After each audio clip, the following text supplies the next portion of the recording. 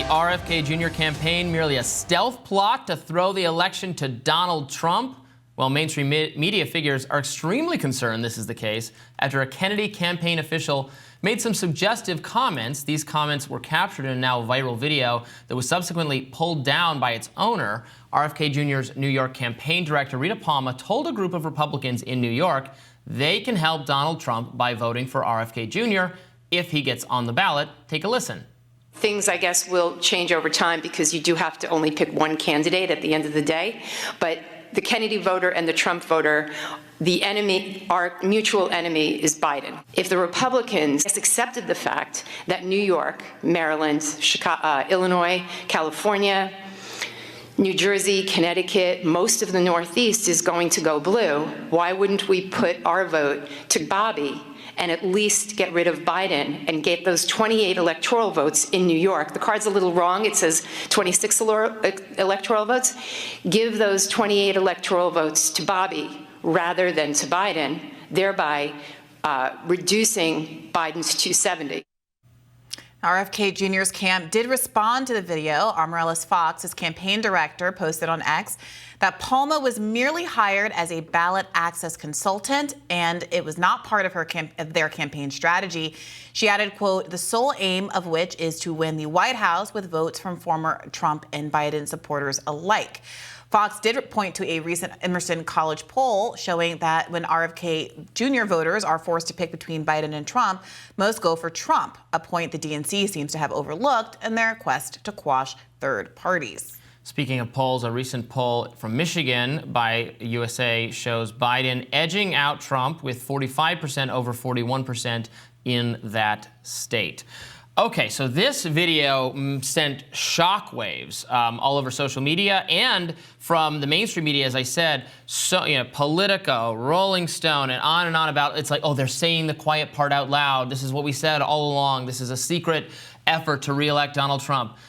No, this is one campaign official speaking to Republicans, trying to convince Republicans to not vote for Donald Trump and instead vote for RFK Jr. Now, she did go, and we didn't play that part of it. I think she does start to go into, well, right, if Biden doesn't get, the 270 you need to win, then the election goes to Congress, and then here's how Trump could act, because Congress is not going to vote for RFK Jr., and the House delegation, right, leans Republican, and although I think it's the states, right, not it starts to get a little dicey, but right, that's so that could end up for Trump if Biden doesn't get doesn't get 270. So that's why, that's really why people are concerned. But I don't care. Okay. Who cares? Why does it matter? I think this is silly for different reasons that I'm going to get to in a second. But I do want to push back a little bit.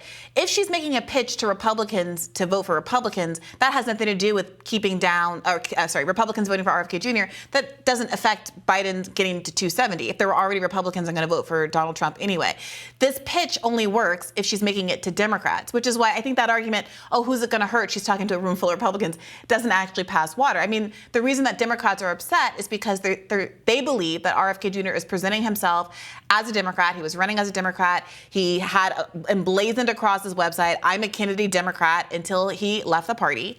And that they're hoping that independent voters who might be frustrated with Joe Biden, but might otherwise but might bend the knee and vote for him, will instead go ahead and vote for RFK Jr., actually diminishing his ability to get votes in some of these blue states that she pointed to. That is the argument. Now, the reason why I think ultimately that this is an overreaction from Democrats is a point that you made earlier on, which is that all indications are that RFK Jr. is stealing more votes from Republicans than from Democrats. And that has to do with his message. It has to do with the kind of appeal that he has. And it has to do, frankly, with how much pushback and criticism he's gotten on mainstream liberal channels. So to the extent that RFK Jr. is not in the race come fall, it's going to probably inure to the benefit of Donald Trump. Well, maybe. I mean, some of the polls show that when you move it from a two-way race to a three-way race, it seems it takes from both the Republican, from the Trump votes and the Biden votes, but it takes a little bit more from the Biden votes, even though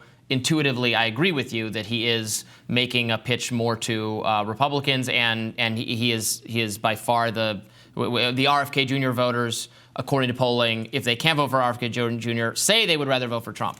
But the three-way polls show it eating into Biden a little bit more. Now, it may be different in different states. I think it's unclear. I think he clearly takes from both categories. He takes from people who are not going to vote for either of the candidates anyway, which is very characteristic of third-party efforts and independent efforts. But I just, like, at the end of the day, I don't.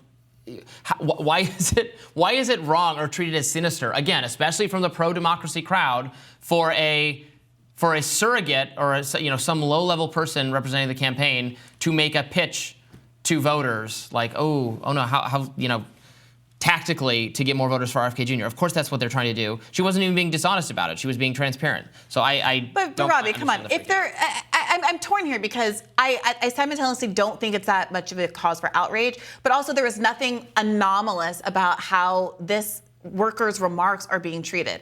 In any other context, if this were a Biden employee who was saying that there was some scheme to kind of rig the election against Donald Trump's entire personality at this point is the idea that the election has been rigged against him.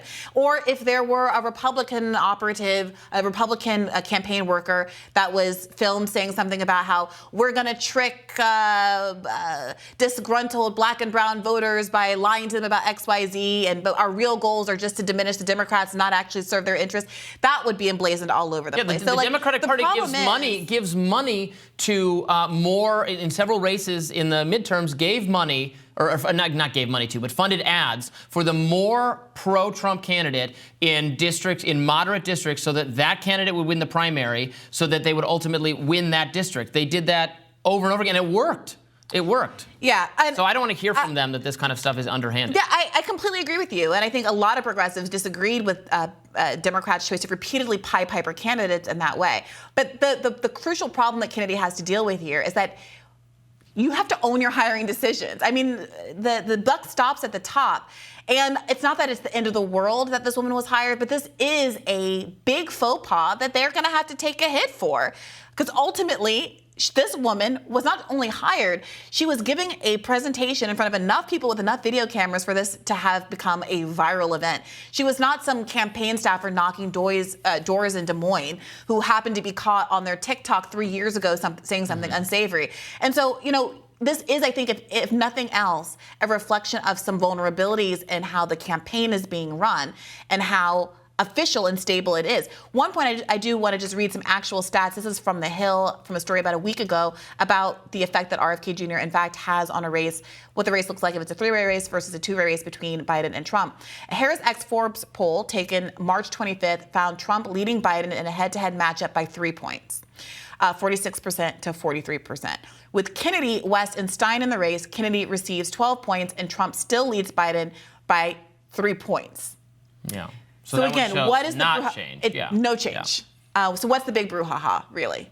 I mean, I swear I'm not inventing or making. No, I have seen polls that showed Biden down. I mean, but I agree with you. I've seen stuff the other way for sure. I agree with you that the impact is not clear, and he's definitely taking from both sides. And frankly, if the impact was more decisive one way or the other, it wouldn't change my mind about his candidacy because he has every right to run. And if you don't like that your preferred candidate between Trump and Biden is let's say you prefer Biden, but he's going to lose if RFK Jr. is in the race for whatever, or the other way around, it doesn't matter, then that's the system's fault. Like, the third-party candidates the independent candidates are always running against the system, which disadvantages them anyway. So it's so rich to complain about that and then still have this winner-take-all system, and the public funding only kicks in if you get a certain amount of the vote. You can only be in the debates if those are informed. That's an informal rule, but you have to be so important to qualify for that kind of stuff. It's so structurally against the parties. Lack of ranked choice voting. Winner-take-all electoral system. These are problems that absolutely need to be fixed. And then people wouldn't throw their little tantrum about how, you're not voting for the lesser of two evils. How dare you? You hate democracy. They need the tantrum. They need the ability to lean on that excuse, which is why they're also opposed to ranked choice voting. But that's a really strong point there, Robby. Stick around. More Rising coming up next.